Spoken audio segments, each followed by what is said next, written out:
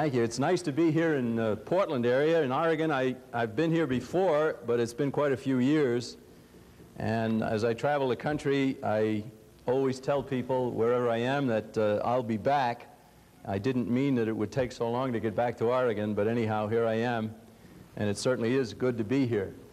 We're going to be jumping around a little bit here, but I want to start off by saying certainly the subject of our meeting tonight is the United Nations, and I've found it quite interesting recently that some of the most intense promoters of the United Nations, the best thing that they can say for the United Nations is that it's ineffective. Now, and that's quite an indictment in itself, isn't it? Now, there are people today, there's a widespread attitude, in fact, throughout our country that the United Nations is a bunch of bunglers and the United Nations doesn't really accomplish anything. And what are you guys in the Birch Society getting all upset about? Look, they bungled over in Somalia, they bungled in Haiti, they're bungling now in Bosnia, and you know, what's the big fuss? And of course, I think that serves the purposes of the UN very well. The UN, in fact, is involved in so much of what is already happening in our country. There are a lot of Americans today who are very upset about the Goals 2000 program in their schools, the outcome-based education, and how few realize that that came out of the United Nations, that came out of the UNESCO organization, United Nations Educational, Scientific, and Cultural Organization.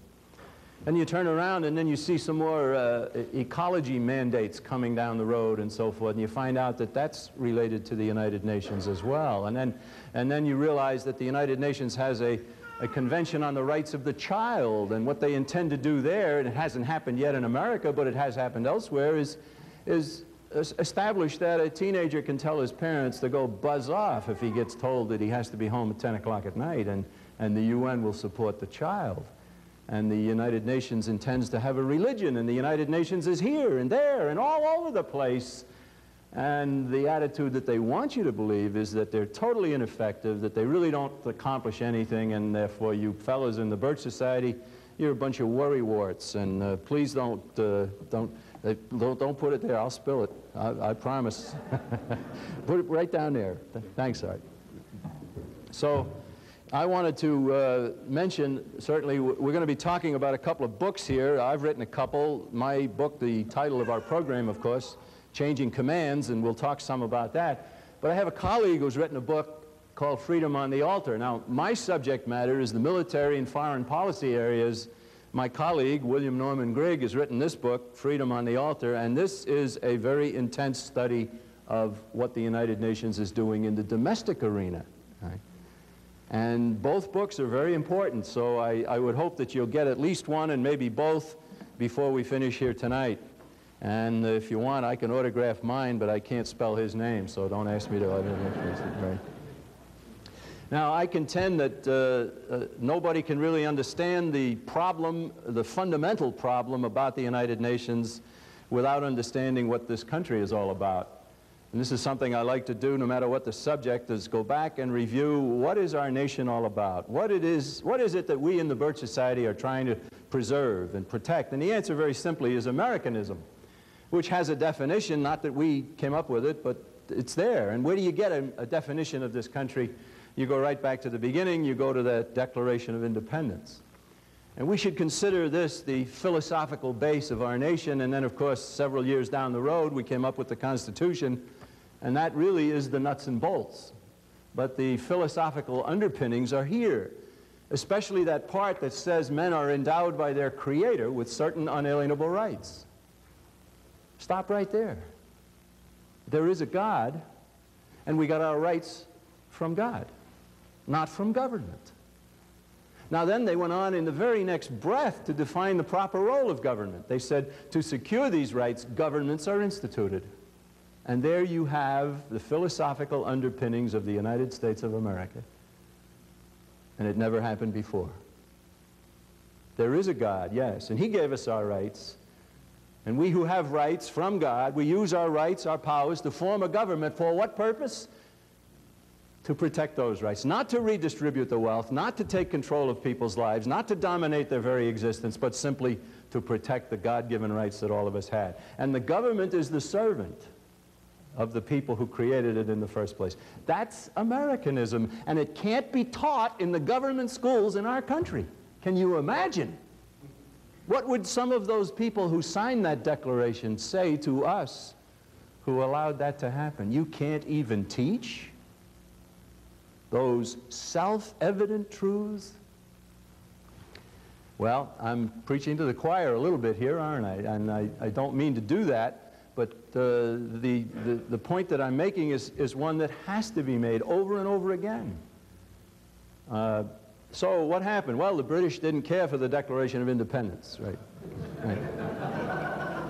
So we had a little war, and I like to call it the War for Independence. It's not a revolution. That's something different. And the very term Revolutionary War is something I don't like to use anymore.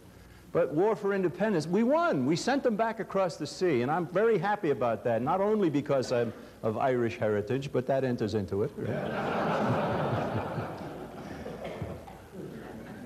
So we had fought the war under the Continental Congress, the Articles of Confederation, and then out of it, after the war was over, they got together in Philadelphia and they decided to revise the Articles of Confederation, and then they decided to ditch them. And they came out with a whole new governmental system, didn't they? The Constitution of the United States of America. And that's this booklet. First the Declaration, just a couple of pages, and then the Constitution. And look at how many pages it is. Hardly an hour to read the whole thing, which shows you, of course, it couldn't have been written by government today. Now, whom does it limit? Does it limit you and me? No, it limits government, doesn't it? Strictly defined powers of government are given proper powers, and then there's the fusion of them and separation of them and checks and balances and everything they could possibly think of to keep government in its proper role and no more. And then they sent it back to the states for ratification. Didn't even shove it down the throats of the people, did they? The different states ratified it. You know, you go over to the east coast of Delaware, little Delaware, and you see all the number plates on the cars over there. It says the first state. Right? Where do they get off calling themselves the first? Aren't there 13 original states? Right? Well, Delaware was the first state to ratify the Constitution. They beat Pennsylvania by 5 days, and Pennsylvania's never forgiven them. Right?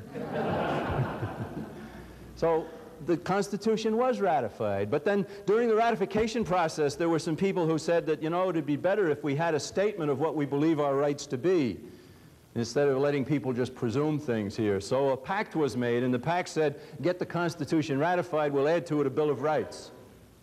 And those were amazing days. The politicians kept their promise. So there was added to it a Bill of Rights, and that went through the ratification process as well. Now, the Bill of Rights, there it is, the whole 10 amendments, 2 pages, very few words, very important words.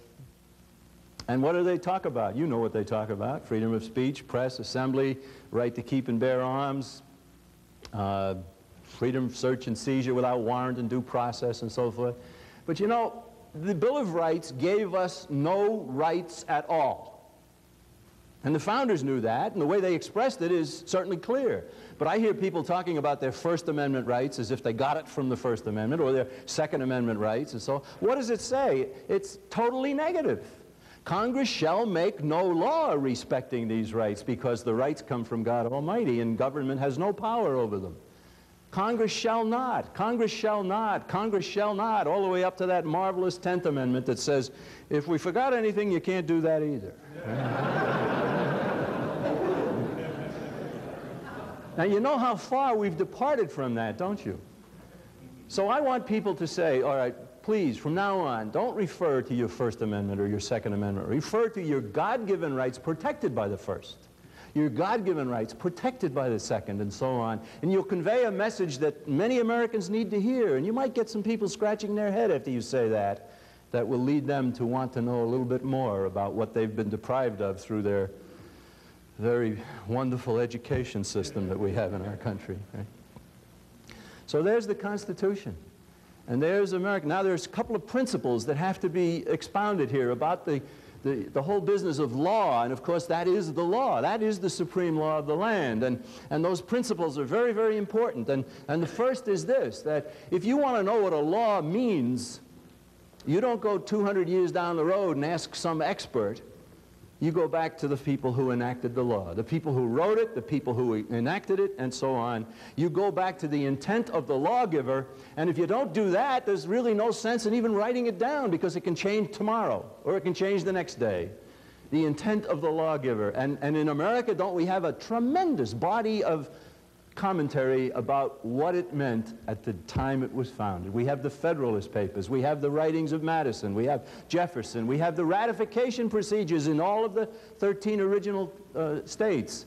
We have a tremendous source of what it meant when it was put into force.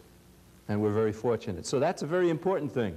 Now, the second thing is this, that if any powers are granted and delegated by the people, which is where they all came from, if they're delegated to this particular section of government, that particular section of government has absolutely no authority to pass on and redelegate. In other words, whatever Congress's powers are, stay there. Now, you write to the Federal Reserve today and you say, where do you get your authority to print unbacked paper currency at your will and charge us interest on it? Right? And they'll write back to you a very nice, gentle letter, and they'll say that the authority of the Federal Reserve came from Article 1, Section 8 of the Constitution. Congress shall have the power to coin money, which power was delegated to the Federal Reserve in the Federal Reserve Act of 1913. So there. And you know, it's just totally improper. First of all, the Congress shall have the power to coin money. It doesn't say coin paper, right? And secondly, whatever power Congress has, it is totally improper that it can delegate it to somebody else. All right, so those are two very important principles that should be considered when you're considering the Constitution and so on. So now, let's instead now, we'll go over and we'll talk about another organization that has a constitution of sorts. It's called the Charter of the United Nations. Right? So we'll talk about the United Nations Charter. And we could spend the whole evening just going through portions of this, but I only want to focus on a couple of things. First thing we focus on is the fact that the United Nations is a peace organization. You've been told that, haven't you? All right. Now I want to read to you Article 42 of the Peace Organization. Should the Security Council consider that measures provided for in previous articles would be inadequate or have proved to be inadequate, it may take such action by air, sea, or land forces as may be necessary to maintain peace. Such action may include demonstrations, blockade, and other operations by air, sea, or land forces of the members of the United Nations. There's your peace organization. Now, have the United Nations ever used that particular part of its charter in order to suppress freedom in the interests of peace? Right? Yes. And the classic example, of course, we've written about it, we've talked about it, it's a perfect example of what will happen if the United Nations is empowered more than it is even today. Happened in the Belgian Congo, the province of the Congo called Katanga in 1961, where the United Nations came in and pro-Western Christian anti-communist leaders of that part of Africa wanted to be free, and the United Nations came in and bombed the hospitals, the churches, the schools, the civilians, and just simply wrecked the place in the interests of peace. Right? Now, wherever you refer to the United Nations, you also refer to the United Nations Peace Force, and they will talk about that all the time. The United Nations Peace Force. Now, if you know what an oxymoron is, I've just given you one. Right? Peace Force. Right? If it's force, it's not peace.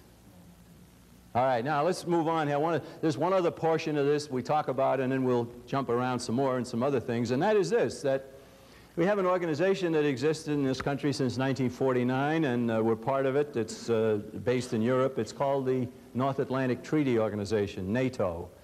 It's a regional arrangement under Chapter 8, Articles 52, 3, and 4 of the United Nations. What I'm saying to you is that NATO is part of the United Nations, as was SEATO that came after Southeast Asia Treaty Organization, under which we went to war in Vietnam without a declaration of war. Article 53, says, the Security Council shall, where appropriate, utilize such regional arrangements or agencies for enforcement action under its authority. The peace organization again, you see. But no enforcement action shall be taken under regional arrangements without the authorization of the Security Council. The Security Council shall at all times be kept fully informed of activities undertaken or in contemplation under regional arrangements. Now that kind of explains the statement that I happened to catch about 3-4 weeks ago. I don't usually watch television news, I can't stand it, but one morning I got up and I was drinking a cup of coffee and I flipped on the tube and there was NBC News, and planes had just been bombing Serbian positions, and our pilots are flying in there, and they go to and they shift to an admiral, and there he is in full regalia, his shoulder boards with 3 stars on it, and his name is Leighton Smith. So, Admiral Leighton Smith, would you comment on what's happening here? And he said how happy he was to, quote, be carrying out the mandates of the Secretary General, close quote. And I scratched my head and I said, I don't think we have a Secretary General in the United States, do we? Now, they have one in NATO and they have one in the UN, and I don't know which one is referring to, but it doesn't matter, because NATO is part of the UN. And they don't wear the blue helmets, and they don't have the patches, and they don't have all the regalia of the UN, but the people who serve in NATO serve at the pleasure of the United Nations according to the Charter of the United Nations, and that's something that has to be known. Now, this is the Constitution of the United Nations, but the United Nations also has a Bill of Rights, and there is a document that they refer to as their Bill of Rights. And this is another UN publication here. This is called the International Covenants, plural, on Human Rights. And there are several in here, but I'm going to focus on the International Covenant on Civil and Political Rights, which makes up the bulk of this booklet. And the International Covenant on Civil Rights discusses the same kinds of rights that are discussed in the Bill of Rights to our Constitution. However, there is no philosophical underpinning similar to our nation at the United Nations, because the United Nations has never recognized God's existence. And therefore, rights don't come from God according to the United Nations. And they never say where they do come from, but they want you to presume that they come from the United Nations. Now, anybody who can give you something can take it away. And so I want you to listen carefully now as we read from this International Covenant on Civil and Political Rights of the United Nations. Article 18. Everyone shall have the right to freedom of thought, conscience, and religion. Sounds good, doesn't it? 2 sentences later we read, freedom to manifest one's religion or beliefs may be subject only to such limitations as are prescribed by law. Well, we have a very perceptive audience here tonight, don't we? You see it. You've seen the difference, haven't you? And it's repeated over and over again. Let's go on here. Everyone shall have the right to hold opinions without interference. The right shall include the freedom to seek, receive, and impart information. The exercise of the rights provided for in paragraph 2 of this article carry special duties and responsibilities, and may therefore be subject to certain restrictions. Article 21. The right of peaceful assembly shall be recognized. No restrictions may be placed on the exercise of this right other than those imposed in conformity with the law. Well, ladies and gentlemen, which do you prefer? Huh? And I have a show of hands. Now, there's a very important point here we have to make, and that is this, that the phraseology, the terminology, the pattern of the structure of this document is exactly the same as what appeared in the Constitution of the Soviet Union under Joseph Stalin in 1930s. People in Russia were guaranteed by their national constitution all of the rights that we cherish and talk about, except if they passed a law. How many people enjoyed those rights in the Soviet Union? Only the members of the Communist Party, 1 or 2% of the population. Is this where we're headed with the United Nations? Absolutely. Absolutely. What could be more subversive than to say, these are your rights except if I pass a law, and I have the authority to pass the law? Well, the plot thickens, because on April 3rd of 1992, this document was ratified by the United States Senate. And it was done late one night by 3 senators. Mitchell from Maine, Rockefeller from West Virginia, and Stevens from Alaska. Rockefeller in the chair. All in favor? Please rise. And he looks around like this to see all the 2 of them in front of him. All opposed. And he looks again. And that was ratified by 3 senators in the name of 270 million Americans. Now, what can happen? Well, what can happen is what is already happening in nations around the world, where people don't have rights anymore because they are being appealed to the United Nations, and the United Nations is ruling on basic fundamental rights. It's happened in Australia. We now see British lawyers telling the state of Texas that they can't execute an individual because it violates the International Covenant on Civil and Political Rights. Are we in a position where we are going to see all of our rights suspended because we signed this? We see in Australia that there was an anti-homosexual law, a law against sodomy, and the sodomites in the state of Tasmania decided they wanted it off the books. It really wasn't even being enforced, but they wanted to get rid of it. Did they appeal to their state government? No. Did they appeal to their national government? No. Who did they appeal to? The United Nations International Covenant on Civil and Political Rights, and the law was wiped off the books. See, the United Nations is a bunch of bunglers, and it's no threat to anybody, and please don't anybody think that the John Birch Society has any case at all. We're a bunch of extremists, wackos, and what is it Limbaugh now calls us, kooks or something? I mean, shame on that man. Shame on that man. Now, you can't really understand the problems that we're facing here without understanding an organization called the Council on Foreign Relations. And I'm not going to dwell on it except to say that this is a private organization in New York City, 3,600 members, and it contains the top leaders of every aspect of life in our country. The organization was formed in 1921 for the purpose of persuading people to force the Senate to ratify a world government organization.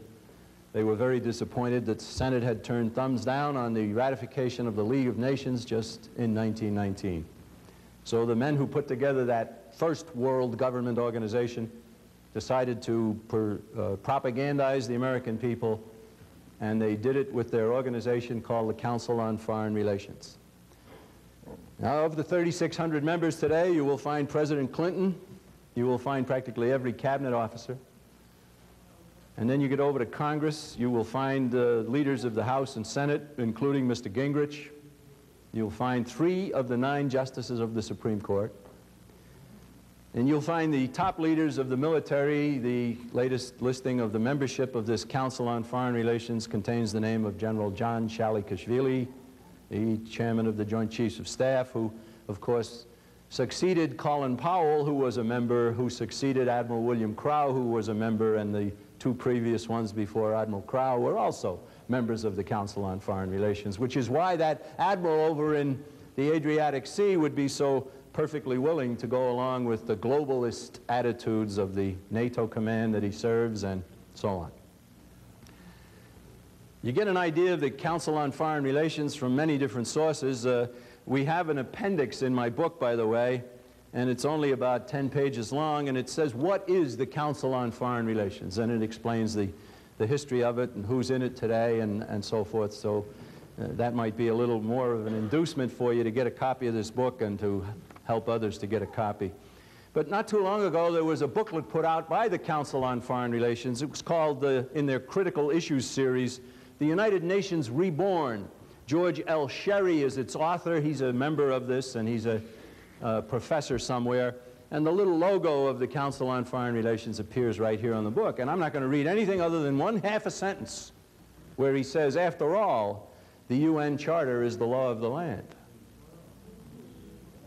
That's their attitude. Is it the law of the land today? Has it supplanted the Constitution of the United States? Well, they certainly act as if it has, but they haven't done anything formally yet. And please God, we'll be successful in keeping them from ever doing such a thing. So the Council on Foreign Relations has to be understood because the leadership of our country, in the government, in the media, in the military, in the academic world, in the banking industry, in the foundations, and right across the board, members of the Council on Foreign Relations. Now we see today that there are lots of discussions going on about whether or not we should send troops to Bosnia. In fact, the Senate held hearings yesterday and probably again today, and they're doing a dance around it, and it's generally should we send this many or that many, or should we send them today or should we send them next week? And the alternative that you want is not being discussed. Let me depart for a minute and just tell you how this Council on Foreign Relations works. Warren Christopher being one of the important members of it. In fact, vice chairman of the organization before he accepted the position as Secretary of State in the Bill Clinton administration. The Council, if you write to them and say, why are you people advocating this position, they'll write back and say, we don't advocate any positions at all. We're a debating forum, we're a talking shop, we entertain all kinds of views, and we never really decide. It's just simply a place where people can come and express themselves, and it's helpful to our country in as much as all the different positions are being heard. And boy, doesn't that sound good? And that'll persuade somebody who isn't very astute and understands what's going on. What they do, very simply, is they set parameters within which the debate can occur. And you must stay within those parameters. If you go outside those parameters and have some other view, you're an extremist, you're an ultra, you're a kook, you're a bircher. Right? I'll give you an example, a classic a couple of years ago. Should we take some foreign aid away from Egypt and Israel and give it to Hungary and Romania and some of these newly emerging democracies? Right? Now you could argue either side of that, and you could even be contentious about it with somebody who holds a different position. But isn't there another alternative? The other alternative is very simple. There is no authorization whatsoever in the Constitution for foreign aid. End all of it tomorrow. Right? Now, take that position.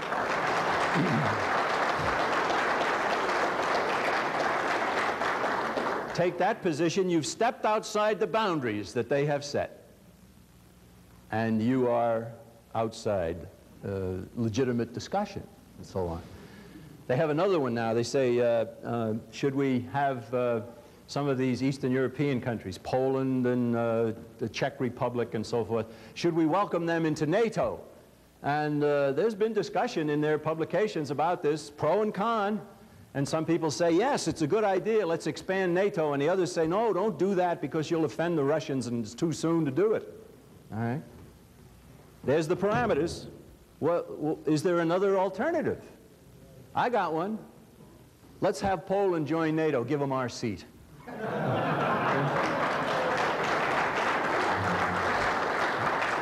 So that's the way it works. And you're seeing it today, ladies and gentlemen. As we speak, the same kind of parameters are being set about whether or not we go into Bosnia. Now, what should be the proper alternative?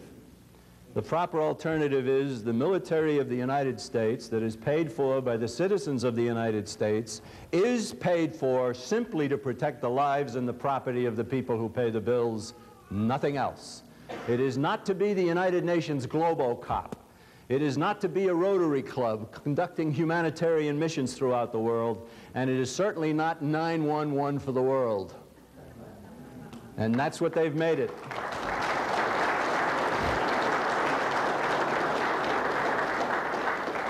What's going on in Bosnia today has only been going on for about 1,000 years. Right? And it's ultimately a religious fight. You've got the Catholic Croats, you've got the Serbian Orthodox, and you've got the Muslims. And anybody who thinks that somebody ought to go and solve that is only going to succeed if he can persuade one out of the, one or the other or two of the three out of their religious convictions. Good luck. Good luck. Imagine sending Americans into the middle of that. Why? Why are they doing it? Well, they're doing it for a couple of purposes. First of all, to beef up NATO and to make NATO more of a thing and to transfer more of the authority over our military to NATO and to the UN, but also to have this thing dragged out and dragged out and dragged out so that the people of the United States will acquiesce when they come forward and say what we really need is a permanent standing United Nations army. And you will certainly hear that. You know, there are actually 4 factions over there. There's the Catholic Croats, there's the Serbian Serbs, and the Bosnian Serbs, and then there's the Bosnian Muslims. And all 4 factions are headed by former communists. Former communists. I don't know how many times in recent years I've been on radio shows where somebody is called up and said, "Oh, what's the Birch Society doing now that communism's dead? Ha, ha, ha," you know? What do you mean communism's dead? I'll say, well, it's China, Cuba, North Korea, Berkeley, California, Cambridge, Massachusetts.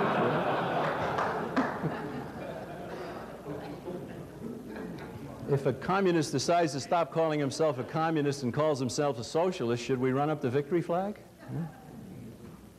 I remember one time I got into a squabble with some wise guy, and I said, gee, I forgot. The USSR, it always stood for the Union of Soviet Communist Republics, didn't it?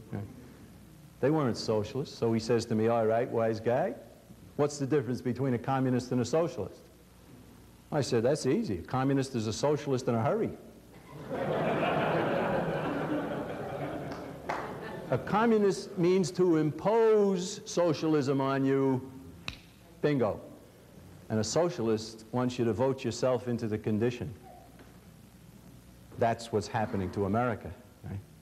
We don't have to worry about communism. We have to worry about socialism.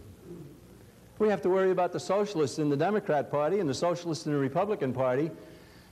And the one socialist in Congress, the admitted socialist, Bernie Sanders from Vermont, has a better record in the Constitution than 3/4 of the rest of Congress. What a world we're living in. What a world. So how about these former communists? Should we listen to them? I'll never forget the time I was with Robert Welch years ago, and we were at he was holding a press conference, and some wise guy reporter said, Mr. Welch, why should anybody listen to you about communists? There's lots of ex-communists who've come out of the Communist Party, and these are people who know all about communism. Why don't people listen to them and not you? And he quickly responded, and he said, why not listen to somebody who was never stupid enough to be a communist in the first place?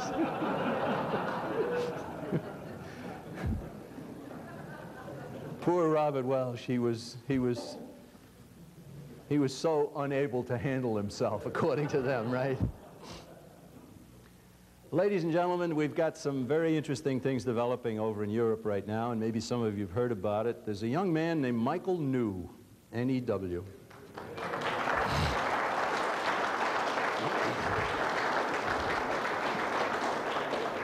Way back in August, this man is a specialist of 4th class in the United States Army, and back in August at his unit in Schweinfurt in Germany, he was told that they're about to be relocated to Macedonia, which is part of the former Yugoslavia, just south of Bosnia.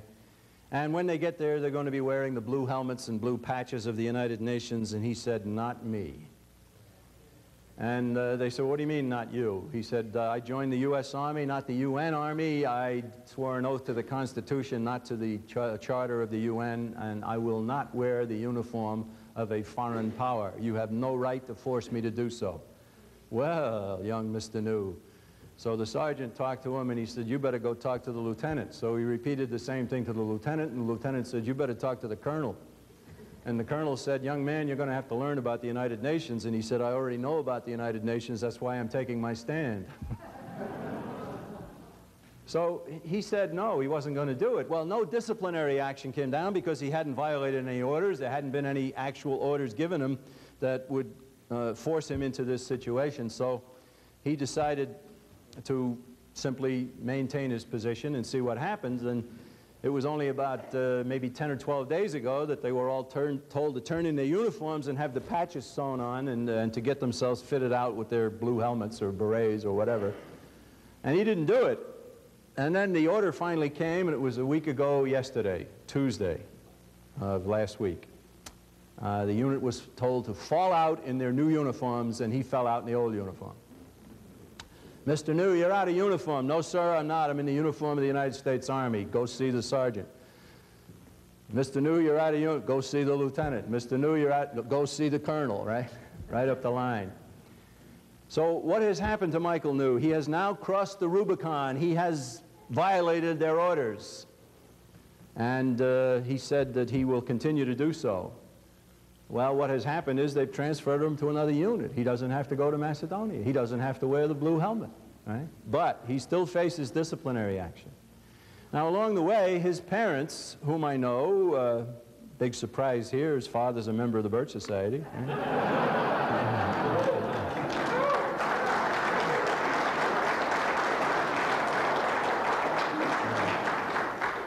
They wrote a letter to the Chief of Staff of the Army, General Dennis Reamer.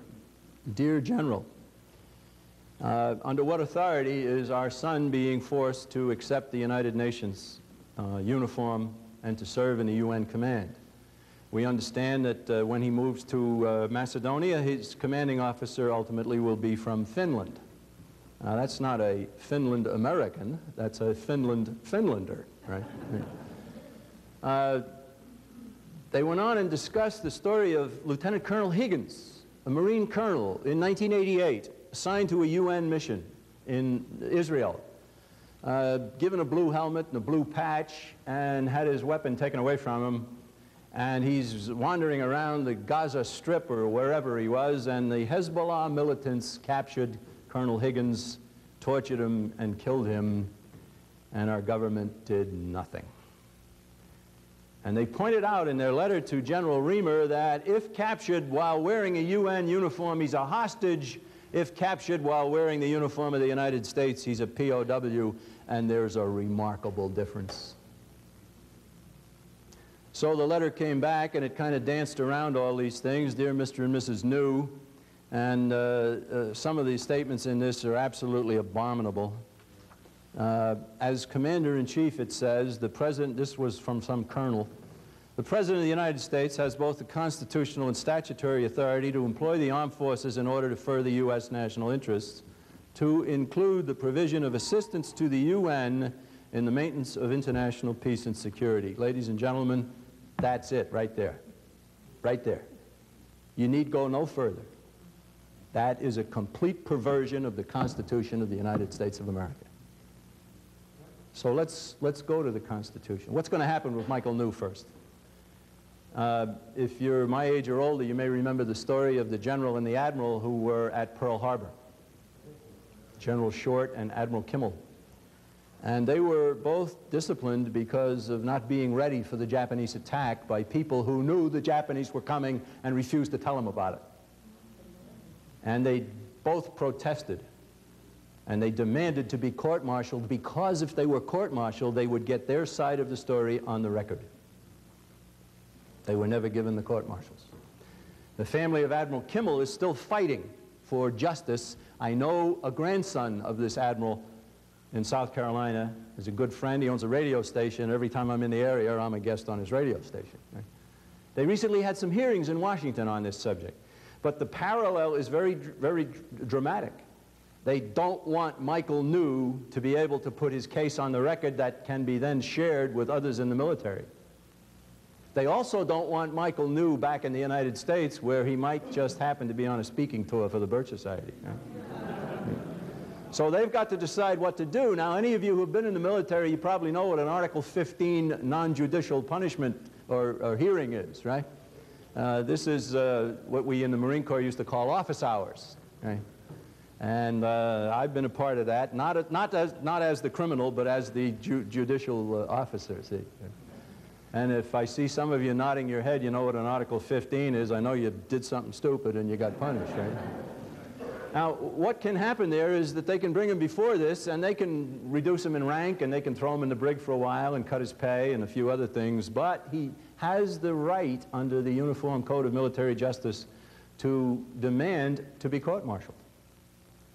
So it's a little bit sticky for the U.S. Army or the UN Army or whatever they call themselves today. What are they going to do with this young man? Now, he has said in letters to his family that there are tremendous numbers of his comrades who support what he's doing but haven't come forward. And so far, he's the only one. The Saturday before he crossed the Rubicon and refused to put on the uniform, they had a full dress affair over there in Germany, an inspection, and everybody in the group was supposed to put out their wares and get all their equipment and so forth. And you've been in the military, you know what this is all about. It's a real pain in the neck, but it's done all the time. And he's a medic, and so he had to put out all his equipment. He also had to demonstrate his procedures, and in the process, teach somebody some of his medical procedures. And at the end of the day, after the inspection was over, the unit awarded 4 medals for the best who put together their information, and Michael New won one of the medals, presented to him by a lieutenant general who had to know who he is and what he stood for, and was in that little bit of a way saying, "Kid, you're all right, I'm with you, but I can't stand with you." And of course he can stand with him. What he should do is he should stand up and he said, "You discipline this kid, you're going to discipline me too. He and I are together, we're in this foxhole together." And that's what's needed, and we've got to see it come. We've got to see it come. Now, when I was down in Texas, I met his father. Just 2 nights ago, I was in Anchorage, Alaska, and who walks in but a lady, and she says, "I'm Ruth New. I'm Michael New's grandmother." I said, "You are? What are you doing here in Anchorage?" She said, "Oh, I've lived here for several years. It's a wonderful place." And she says, "I used to be in the Birch Society back in the 60s. I want to rejoin. How do I do it?" Right? When I was in Texas, they gave me a T-shirt down there. They were having a little fundraiser, so they gave me this T-shirt. I'm going to show it to you. I think you'll love it. It says, "Real Americans don't wear UN blue." See?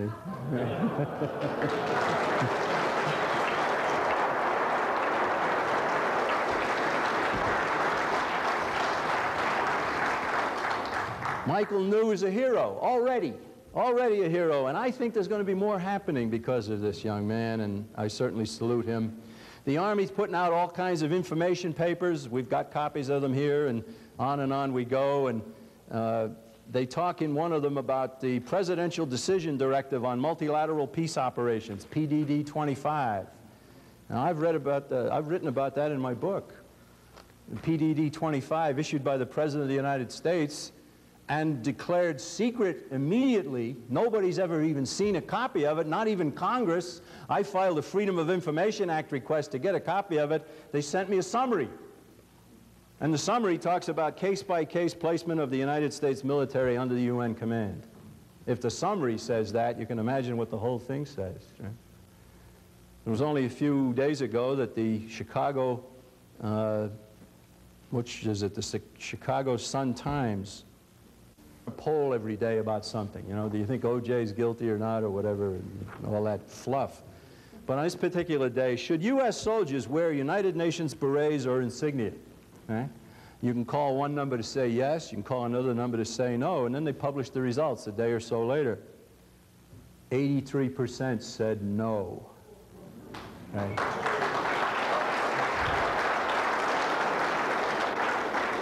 Now, there's nothing official about that. There's nothing that can be but I think that's the sentiment of the American people.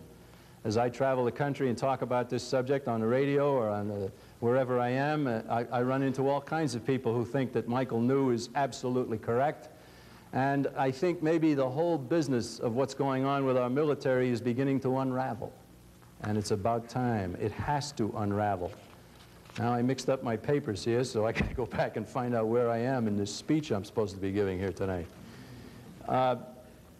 What I want to do now is I want to go to the Constitution. Let's go and find out, what does the Constitution say about the military? Well, the first thing we go to the Constitution, we see Article 1, Section 8, and that's where Congress shall have power to do this, do this, do this. I think there's 19 of them. And one of them says Congress shall have power to raise and support armies, but no appropriation of money to that use for longer than 2 years. And the very next one says, Congress shall have power to maintain a Navy with no qualification.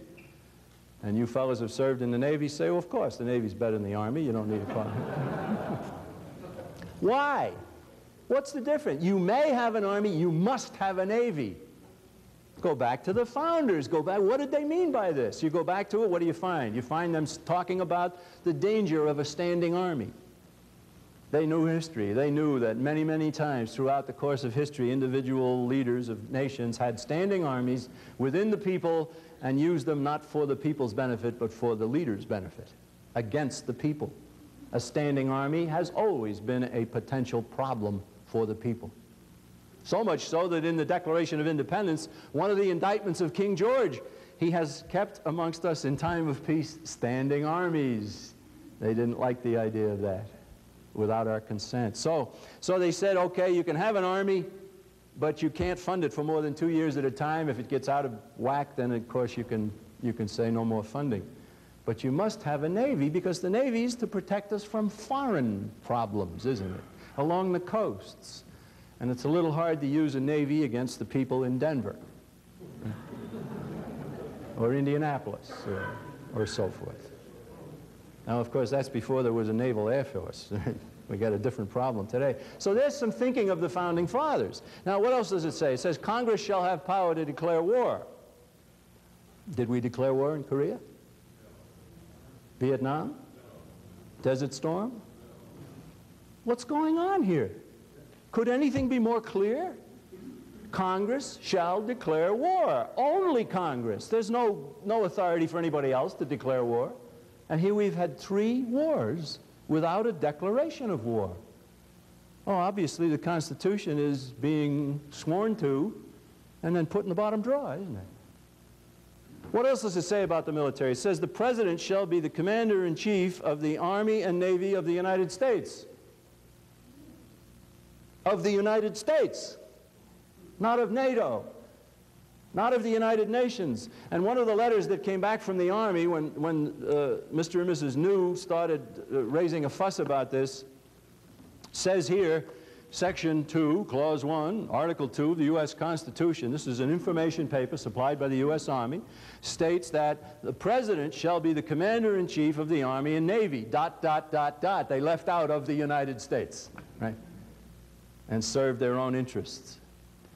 It's perfectly clear. Now, what does that mean? Go back to the founders again. Go back to the Federalist Papers. Go back to the writings of all the founders, and you'll find out exactly what they meant by that. And very simply, what they meant was that that is an occasional assignment of responsibility, not a grant of power. What a distinction. What a distinction. The President has the power to use the military to repel a sudden attack. That's proper. I mean, if Congress is out of session and somebody attacks, you don't want to wait until Congress reconvenes and debates the matter while somebody marches across the country or bombs the cities of our nation. That's proper. And then the President also has the power to send the troops to rescue Americans who might be in a war situation that has broken out somewhere in the world, which is exactly what happened in 1950 in Korea. There were about 2,000 Americans in South Korea that got caught up in a war situation. President Truman sent the troops, and then he gave them to the United Nations. So we see that being violated. During peacetime, the President is no responsibility over the military. None. And that's what was intended. The Constitution also says, Congress shall have power to make rules for the government and regulation of the land and naval forces. Congress. Not the President, not PDD 25 or PDD 13 or Presidential Decision Directive this or I'm in charge. The military is not to be the plaything of the President. It's not his toy. It is not his to use as he wants to use in any endeavor whatsoever. And that Congress allows him to do this shows how deficient Congress is. And that Congress is deficient is our responsibility, isn't it? Ultimately, we blame ourselves. We have to blame ourselves. You get the kind of government you deserve. This Constitution is worth reading. It's worth understanding, and it's very important. Now you're finding some of the reasons why there's such a move on to have a constitutional convention or a conference of the states to put it up on the table and sweep it in the basket and start over again. The Constitution is still there, ladies and gentlemen, and if we mean to be free, we will reinforce it. We will see to it that those who swear an oath to it abide by it. Not to the Republican Party or the Democrat Party or the contract with America or Gingrich or anybody else. The Constitution, and only the Constitution. You know, everybody, I think, probably has his favorite portion of it, people who've studied it. My favorite part of the Constitution is Article 1, Section 1, Sentence 1, right at the beginning. In fact, if you understand that, you understand the whole thing, I think. What does it say? It says, all legislative powers herein granted shall be vested in the Congress. All legislative lawmaking power in Congress. None in the executive branch, none in the judicial branch, right? A Supreme Court decision is the law of the land? No. No, all lawmaking power is in Congress. So what's a Supreme Court decision? It's the law of the case. It binds two parties, the plaintiff and the defendant. That's all. But how about all these executive orders that are being handed down by the president and the cabinet officers and the different bureaus and agencies created? How about the reams and reams of regulations coming down from the EPA and from OSHA and from the Consumer Product Safety Commission and the IRS and all of this? Ladies and gentlemen, very simply and very bluntly, it's all totally illicit. All of it. All lawmaking power belongs in Congress. Now, the favorite two words of this first sentence for me are herein granted. All legislative powers herein granted shall be vested in Congress. In other words, if it's not herein granted in these pages, it's totally illicit. I defy you to find foreign aid herein granted. Or federal involvement in education, housing, agriculture, energy, transportation, health, welfare, on and on you go. It just is not there. If the Constitution of the United States were fully enforced, the federal government would be 20% its size and 20% its cost. Wouldn't that be wonderful? Yeah. Wouldn't that be wonderful?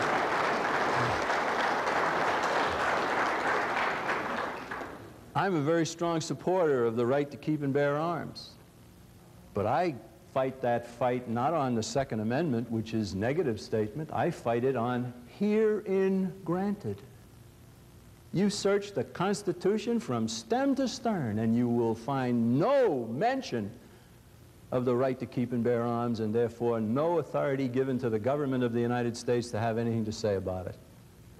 And the same can be said of abortion, and so much more. Herein granted. What a key to understanding the Constitution of the United States. But I'm on to my pet peeves, and I shouldn't be doing that. I'm supposed to be talking about something else here. How did we get entangled in this? How did we get into the situation we were in with the United Nations? Well, let's go back to the beginning. We first go to 1919 when the Senate debates whether or not we get involved in the League of Nations. They debated for 9 months, and they come up and said no. In 1945, they debated whether we got into the UN, and they debated for 6 days and said yes. They should have debated longer, I think. You know? So 6 days. Charter was ratified. It was brought to the President and the Senate by Alger Hiss, the Secretary General of the founding conference, who just happened to be a communist, by chance, right? So the Senate debated the matter for 6 days. Now, during the debate, there was a senator from Montana named Burton Wheeler. Burton Wheeler stood up in the U.S. Senate and he said this: if we enter into the treaty, we take power away from the Congress, and the President can send troops all over the world to fight battles everywhere. How's that for a prophetic statement? Right? And then he voted for entry into the United Nations. And people came to him and said, why? How could you possibly, after what you said, and you're right about that? He said, I'll take my stand when they ask for troops, because the propaganda in favor of the UN was immense. Again, if you're my age or older, you may remember that period. The American people were sick of war. Every family had been touched some way. And when the war was still on, in fact, the war in the Pacific hadn't even ended when this was being debated. And the people were persuaded over and over again, we got to do something. We got to do something different. We got to keep from having this happen again. And so the UN was born. 5 months later, Congress was asked to pass the United Nations Participation Act. And that said that the President shall have power to send troops to the United Nations at his discretion. And Senator Wheeler took a stand. And he was only able to get 8 other senators to go along with him, and the United Nations Participation Act was passed in December of 1945. And the next step into the web was NATO in 1949. By now, there were senators who had regretted voting in favor of the UN. Senator Robert Taft from Ohio. He even stated, the UN has become a trap, let's go it alone, let's get out. He didn't get supported on that, but then he opposed NATO. He said NATO ties us to 11 other nations in Europe, and if any one of them is attacked, we are at war. He said, I don't want that. I don't think that's proper. I don't think we should get involved in that kind of an alliance. But he was only able to get 12 other senators to go along with him. And NATO was created, and President Truman started sending troops to Europe under the United Nations, regional arrangements. Well, the next step was the Korean War.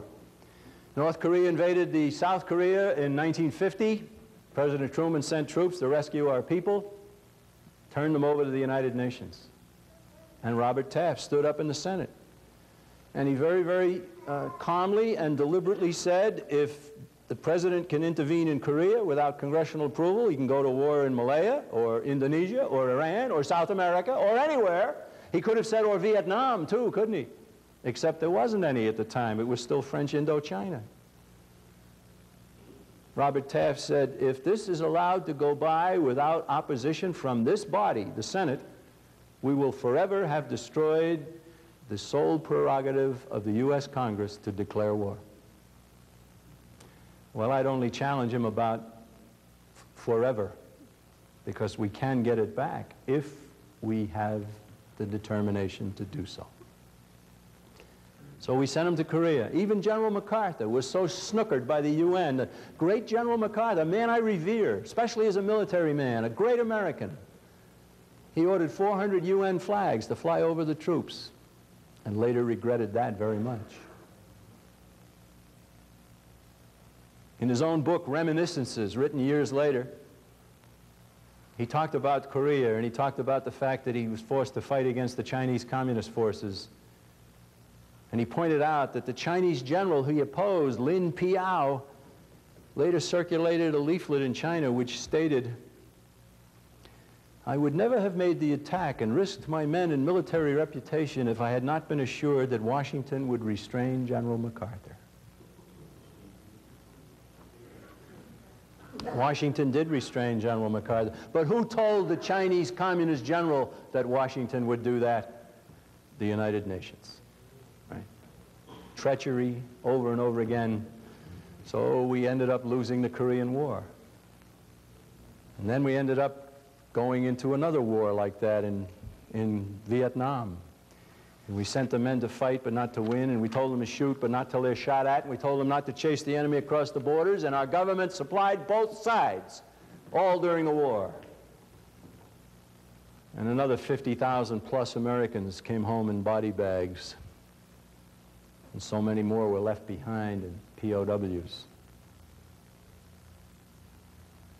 Again, not declared. Well, let's bring it right up to date then. We go up now to where? We go up to Desert Storm. We're much more fresh in our minds, isn't it?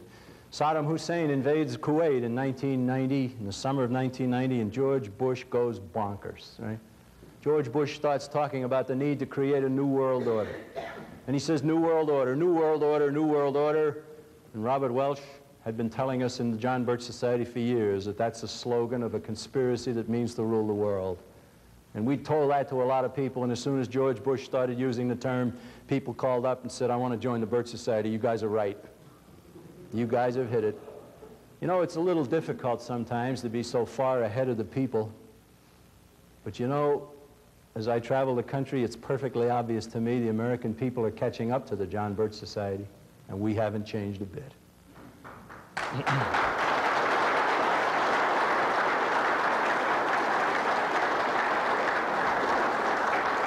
Every time he said New World Order, he said enhance the power of the UN. He said reinvigorate the United Nations. New World Order, United Nations, tandem, always. So he sent a quarter of a million troops there, and then he went to the United Nations. The scenario that occurred here is extremely interesting, I guess we could say. He went to the UN and asked for authorization to conduct a war.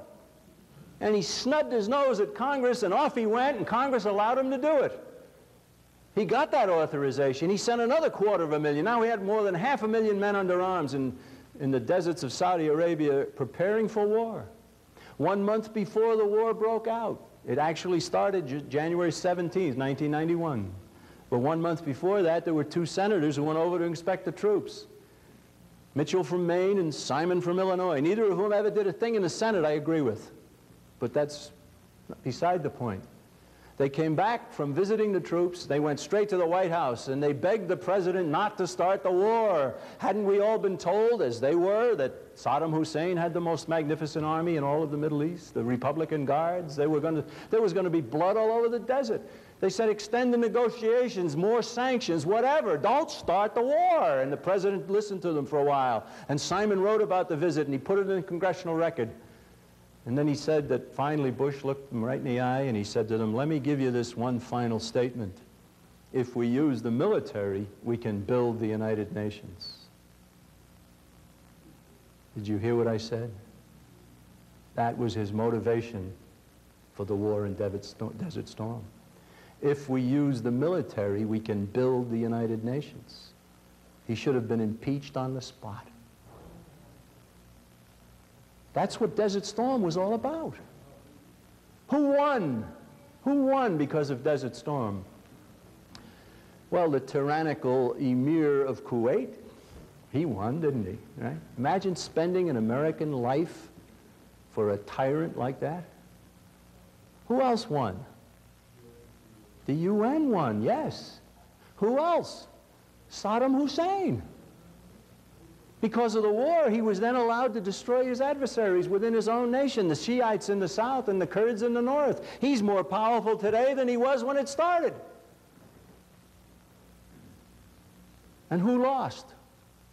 Who lost? National sovereignty lost. The United States lost. We had casualties there, didn't we? You know who another victor of another winner in the war in Desert Storm was? A man named Colin Powell. Colin Powell, who for a year we've been saying he'd make a wonderful president. He finally came out with a couple of positions. What's he in favor of? He's in favor of affirmative action. He's in favor of welfare programs. He's in favor of abortion. He's in favor of some other things here. Now we know what Colin Powell is. And they're calling him a conservative. Right? Well, he's another member of the Council on Foreign Relations. They're taking good care of their friends, aren't they? So Desert Storm. Well, what happened after that? Then President Bush went to the United Nations a few months later. He spoke at the UN, and he made a very dramatic and important statement that's largely been lost, except by the Birch Society. It was his famous Pax Universalis speech, peace, universal peace. And in that speech, he said he would like to see the United Nations now take on the authority to settle nationalist passions within the borders of nations, even to change the nation's leader. Now, the UN Charter, which I really don't have any respect for, but even the UN Charter points out that that is totally improper. What did I do with the Charter? It's down here. Article 2, Section 7, UN Charter. Listen. Nothing contained in the present Charter shall authorize the United Nations to intervene in matters which are essentially within the domestic jurisdiction of any state. But George Bush says now, UN settle nationalist passions within the borders of nation, change the nation's leaders. It has been pointed out by pro-UN forces that had that not been in the Charter, the U.S. Senate would never have ratified it, nor would other nations have ratified it. Nobody wanted the UN messing within their borders. But here's the President of the United States. So the UN starts new programs now. And that Egyptian bureaucrat who is running the United Nations today, this Boutros fellow, Boutros Ghali, and that's all he is, ladies and gentlemen, is an Egyptian bureaucrat. He comes out with his agenda for peace. And the Agenda for Peace starts off at the beginning by saying, the time of absolute and exclusive sovereignty has passed. Oh, is that right? Well, that's your opinion, Boutros. I've got an attitude here. So what does this call for, this new Agenda for Peace? The new Agenda for Peace. The UN would now target ecological damage, disruption of family life, unchecked population growth, drug usage, poverty, disease, famine, disparity between rich and poor. Everything within the borders of nations. George Bush goes back to the United Nations after this, and he salutes the Secretary General's new Agenda for Peace, and he said, I'd like to add to it humanitarian concerns. And 3 months later, he sends troops to Somalia under a UN authorization for a humanitarian mission. Our military is now the Rotary Club. Our military is now under the command of a Turkish general named Sevik Bir, B-I-R. And then Bush is out of office. And pretty soon now Clinton's in office. And the mission turns ugly over there, and we see American forces being attacked and killed. And their mission changes. Their mission is now disarm the civilian population and change the nation's leader. What a precedent has been established, ladies and gentlemen. Not too long after that, President Clinton goes to the United Nations again. And he said, I'd like to send troops under your authorization into Haiti. Haiti is a threat to international peace and security. Haiti's a threat to Haiti and nothing else. But that's not really the goal here, you see. Take advantage of any situation that exists. So our troops go to Haiti. And what is their mission? Disarm the civilian population and change the nation's leader, and put on the throne in Haiti a psychopathic killer named Aristide, who ought to be in jail somewhere. Now there's a precedent that was established and acted on within a year, totally contrary to even the United Nations Charter. And see, the United Nations is just a bunch of bunglers, and there's no threat to anybody, and you don't have to worry about it. And what are you birchers getting all excited about? Well, I'll tell you what I'm getting excited about. Let's suppose we have another Rodney King type situation in California, or let's suppose that O.J. was convicted and rioting breaks out in all the cities of the United States, and we have our troops in Korea and Japan and Germany and Italy and Macedonia and the Middle East and all over the world, and we don't have enough troops to put down insurrection going on in our country, so our president calls for help from the United Nations, and we get troops here from Pakistan with blue hats on, and we get them from the Sudan or from Red China, and their mission when they get here is what? Well, we've done it before, let's do it again. Our mission is to disarm the civilian population and maybe change the nation's leader. Now, you might want the nation's leader changed, but you don't want it done that way.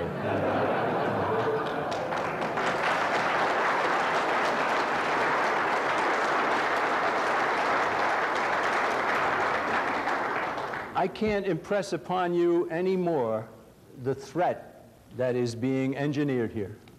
What is happening with the United Nations over and over again, it just screams so loudly to all of us, get us out of the United Nations, and get us out of NATO, and get us out of all of these things. And of course, the John Birch Society, way ahead of its time, started saying this 30 years ago, 35 years ago. And some people said, you guys are a bunch of wackos. You guys are a bunch of extremists. And now we get people calling us up and saying, looks like you were right all along and not right-wing. Correct. How do I join? How can I get involved? You see, our military today is in the hands of political generals and admirals. 5 consecutive chairmen of the Joint Chiefs of Staff from the Council on Foreign Relations. 7 consecutive Chiefs of Staff of the Air Force. 2 out of the last 3 Commandants of the Marine Corps, CFR members. Chiefs of Naval Operations, Chiefs of Staff of the Army, Council on Foreign Relations, right across the board. I was in Louisiana just recently, and I happened to be near Fort Polk. I had an afternoon free. I said to the fellow with me, I said, "What are you doing this afternoon?" He says, "Well, I took the day off to be with you." And I said, "Good. Can we find Fort Polk?" He says, "Yeah, it's right down the road here, about a half hour. Let's go." You see, at Fort Polk last August, there was a Partnership for Peace military operation involving NATO forces from the Ukraine and Uzbekistan and Kyrgyzstan and Belarus and Poland, and there were US, Canada, and Britain, and 14 nations of the former Soviet bloc. And they were down there for what purpose? To train for what the Army and the military right across the board now are calling OOTW, Operations Other Than War. Peacekeeping operations under NATO, under the United Nations, to disarm the civilian population, I say, and to change nations' leaders. And Fort Polk was full of these guys. And General John Shalikashvili went down there and he said, "This is wonderful. This is the way we're going. This is the Army's new mission. Isn't it wonderful?" They had a Marine general down there and he said, "This is obviously going to help us build a new world order." That's what he said.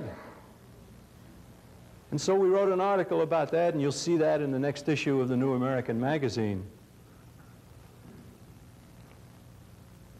I happened to be debating a congressman recently on a radio show, and he was in Florida in his district, and I was on the telephone, and it was friendly. He's a good friend. It really wasn't a debate. It was kind of a waltz. We agreed on so much.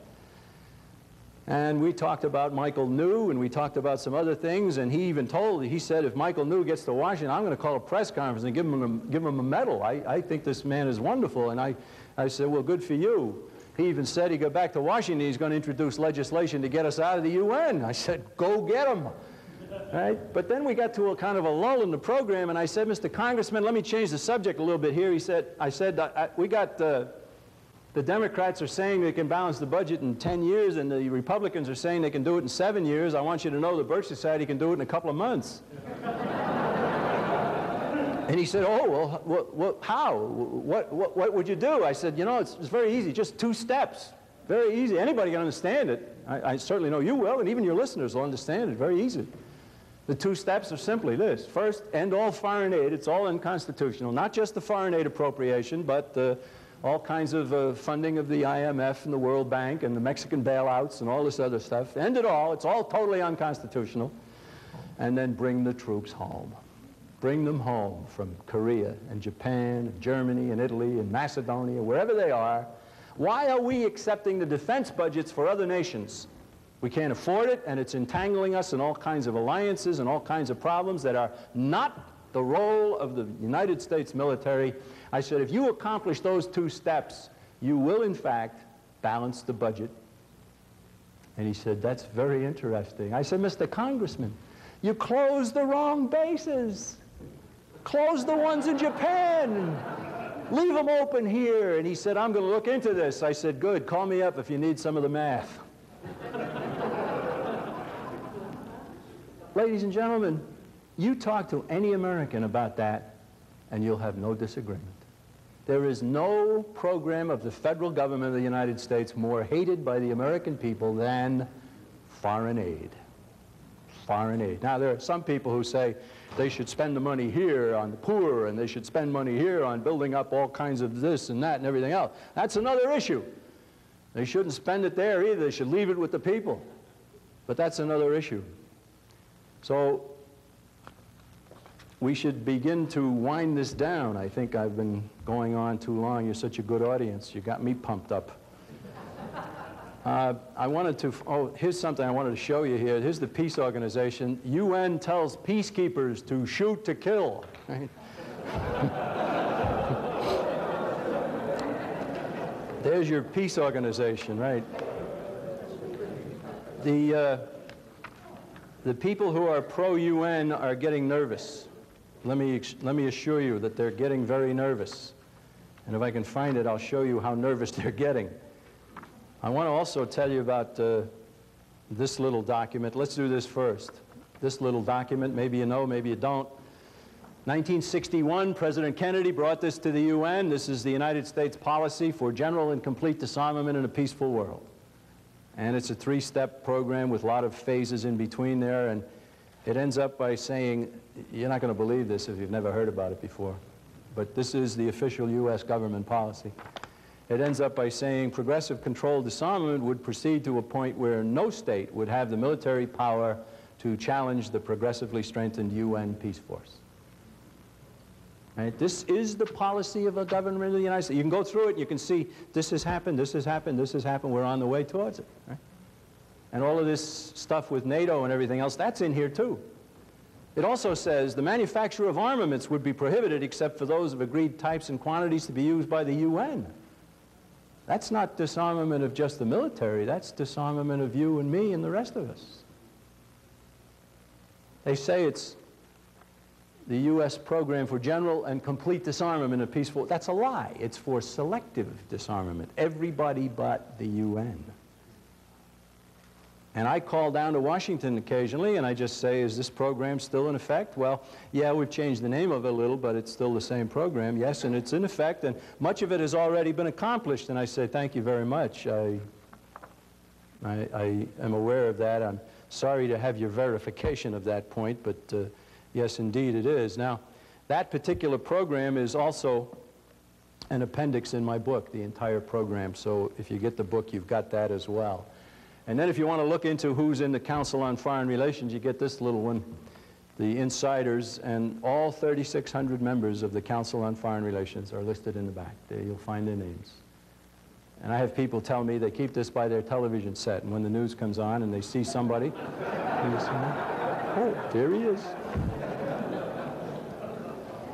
It's like going to the ball game. You can't tell the players without a scorecard, right?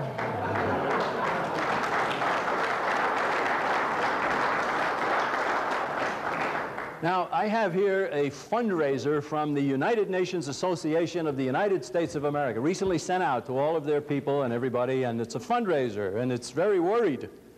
Dear friend, quote, get the U.S. out of the UN and the UN out of the U.S., close quote.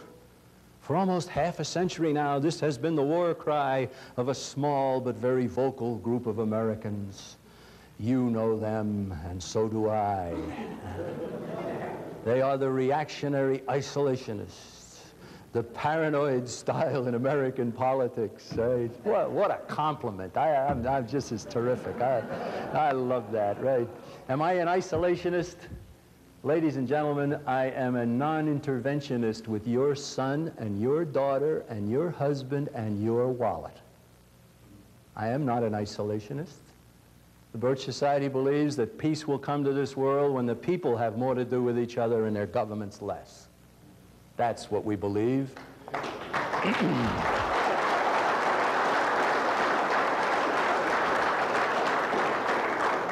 That's not isolationism, that's good sense. Okay, we're in the UN. How do we get out? Big question. Senate got us in. Senate can get us out. I don't expect it to happen. Certainly not right now. Any other way? Well, the president can abrogate a treaty all by himself. I remember in 1979, President Jimmy Carter abrogated a defense treaty, a mutual defense treaty we had with the Free Chinese on Taiwan.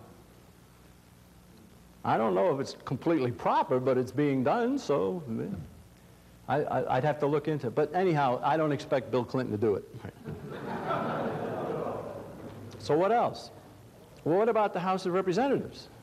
You know, let's go right back to that. Oh, my golly, we go back to the Constitution again, if I can find it. Well, Article 1, Section 7, Constitution of the United States. What does it say? It says, all bills for raising revenue shall originate in the House. The House has the power of the purse. Deliberately done by the founders. You read what they said. So we want this to be in the hands of the body of government closest to the people. All bills for raising revenues shall originate in the House of Representatives, which means that if the House of Representatives will not originate a bill to fund the United Nations, that's it.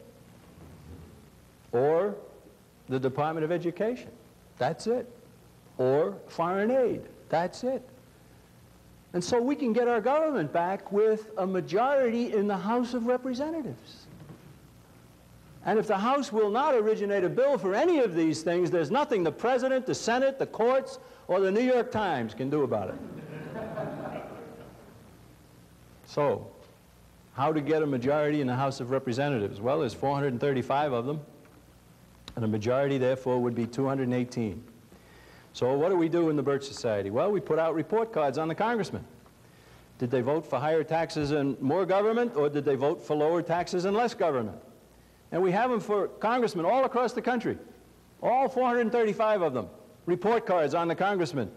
And if they're good congressmen and they stand by their constitutional oath, then they get all stars, like this fellow. See, here's a congressman gets all stars, and if they're not, then they're like maybe they're like this fellow. All right, look at all the X's he got. He voted for higher taxes and more government, anti-constitutional. He made one vote. He made a good vote here. I don't know. Spratt from South Carolina. He's a CFR member. Boy, they're going to call him on the carpet for that. So we see these all over the United States. I'm looking for the one that I picked up here. Oh, here's Congresswoman Elizabeth Furs. Furs? Well, she got 6 X's, 1 star, and 1 absence. She didn't vote on foreign aid. Maybe you folks are having some impact with her, right? But you know, she looks like she should be from Massachusetts, so I don't know what's going on here. Here's a guy, look at this guy, 4 X's, 4 stars, right in the middle of the road, getting hit by traffic going both ways, right? And he should do better than that. Now, look at this, though. This guy here, all stars. Where's he from? New York. All stars, Illinois. All stars, Arizona. Here's another one, all stars, Wisconsin. Can it be done? You bet your life it can be done. They all got reelected. It can be done. Now, I got another one here I got to show you. This is a fairly important one, very interesting one. Look at this guy. All right, 2 stars, 6 X's. All right? Would you consider him a conservative? That's Newt Gingrich, ladies and gentlemen. There's your conservative opposition to the juggernaut of big government. Right? I don't know about you, but I'm sick and tired of my enemies telling me who my leaders are. That's what's happening here. This man's a member of the Council on Foreign Relations. Now, let's go over quickly. What did he vote for on this particular edition of the Trim Bulletin? He voted for National Endowment for the Arts funding. He voted for 1.2 billion more for UN peacekeeping, in addition to the 4 billion that had already been voted for. Voted for funding for the Department of Education, funding for housing, and then more housing, and then for foreign aid. All right? Ladies and gentlemen, we got a problem here, right? We got a lot of congressmen who have gone down to Washington and they're taking orders from Gingrich. But they didn't take an oath to Gingrich, did they? They took an oath to the Constitution. The Constitution should be their guide, and if the Constitution is not to be their guide, then the American people ought to get somebody new. And that's what we intend to accomplish with Trim Bulletins, is to wake the town and tell the people and have the people decide what kind of legislators they really want. So what's the ultimate goal here in this particular talk is to get us out of the United Nations, reestablish the Constitution as the guideline for all members of the federal government, or at least enough of them, to reestablish it. So we wind this up and we go right back to where we started. We go back to that very warm day in July of 1776 in a non-air-conditioned building in Philadelphia. And we see there's 56 men there, and they're debating the Declaration of Independence. And they all knew that if they signed that they would be signing a death warrant. King had made it very plain. The British authorities had made it very plain. They would not tolerate this. And so a murmur went through the group as to whether or not this was the right time to do it, and whether or not they realized that the British had the greatest army in the world at the time, and They had families and businesses to worry about, and maybe we should negotiate or something else. And John Adams got up, and I'm told he made that wonderful speech, survive or perish, live or die, I am for the Declaration. By the blessings of Almighty God, he said, I am for it, independence now and independence forever. And they signed. And they launched the greatest experiment in human liberty in all history, our nation, the United States of America, which is gravely threatened today, not by some foreign power, but by within, which of course means that it's easier for us to do something about it, doesn't it? Those men pledged their lives and their fortunes and their sacred honor. The British made it known that anyone to recant would be forgiven, except two. Sam Adams and John Hancock would not be forgiven, and boy, what a credential that is, huh? So what happened to them? None of them recanted. They put their sacred honor on the line and they stuck with it. They had the courage of their convictions. They knew what liberty was. They knew that if they stood, the people who came after them would be free. 5 of them were captured by the British as traitors and tortured before they were killed. 12 had their homes ransacked and burned. 2 lost sons in the Revolution, and 9 of them fought and died from wounds themselves in the war for independence. There was a wealthy planter from Virginia who signed, and he saw his ship swept from the seas by the British Navy. He sold his home and his possessions, and he died in rags. A man from Delaware was hounded by the British. He forced to move his family constantly. He served in Congress without pay, kept his family in hiding. His possessions were taken from him, and he died in poverty. There was another one whose home was seized by the British as a headquarters, and he directed artillery fire on his own home. And they did it for themselves, and they did it for their children, but they did it for us too, didn't they? We are the beneficiaries.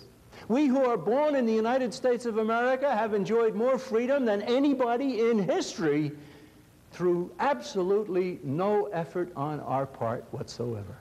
Just lucky to have been here and born here. And there are people in this room, I'm sure, who have emigrated here who really can say more about the fact that they chose to be free. But we're all in the same fix today, aren't we? Immigrant or native born, it doesn't matter. We're all in the same situation. Don't we owe something to them? Don't we owe something to ourselves? And don't we owe it to our children and to generations yet to come? Yes. We do. We have that responsibility, and we have the opportunity today, in one of the most exciting times in the history of mankind, to be an American when the whole world is teetering in the balance as to what happens here in the United States. Because if the United States capitulates totally to this new world order, tyranny will reign throughout mankind. We have that responsibility, but we look upon it more as an opportunity. We can do it. We know how. The sentiment is surging our way. Every aspect of the John Birch Society is up, up, up. More members, more literature, more subscriptions to our magazine, more receptivity in our messages all across the country. Now's the time to strike while the iron is hot. Now's the time to get into the Birch Society. Now's the time to say to yourself that I, like those 56 men, will pledge what I can to do to return this world gone crazy to sanity once again. Ladies and gentlemen, you can do it no better way than in the John Birch Society. You will pray, and I hope you will, as if it all depends on God, but you will work at the same time as if it all depended on you. That's what we recommend. We recommend it through the John Birch Society. We'd love to have you join with us tonight and become a proud member of our crusade. And so there's my invitation. There's my message. I'll end as Robert Welsh so often ended so many of the programs he conducted over many, many years when he said, "Come join us in our proud companionship and in our epic undertaking.